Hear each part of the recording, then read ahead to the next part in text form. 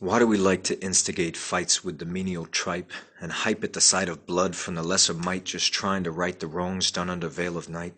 Even worse is when during the light the evil strikes with deadly bites, and those whose sight is as good as mine are just standing by watching them die, not willing to lighten the load of those weighed down and laid low, even though they've been there before and know how the story goes. Prone from the loan of life being too much to hone, they groan as the struggle is breaking their bones, and moaning is heard by none, 'cause they're alone. Why is this reality?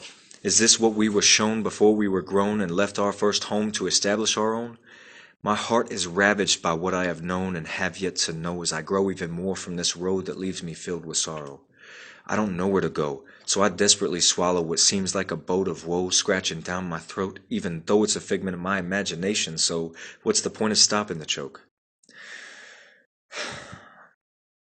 When did it become all about number one, forsaking the sun for the sake of none, just the pleasure of running over someone, defenseless, mentionless, wretched and dejected from being rejected and treated as less? Am I the only one aware of this? Do I have to make a radio cast or blast a TV show to reach the masses, always last to hear the past that's protecting our future? It's like I'm a suture, trying to mend the new first, 'cause a negative view lurks where a bruise stirs to skew the news from the teachers.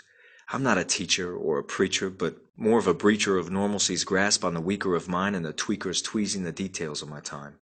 I wish I didn't have to create a rhyme to snag the minds of those in my line of sight, or the ones too far to light a cigarette for, as I fight to display the right that will give strength to the tired and take flight like a kite and might even help me sleep better tonight. I wish they knew they were better than this. Listlessness is plaguing my wish list for this twist-topped misted fishbowl swishing with great risk as we're floating along, quickly whisking to our next fix.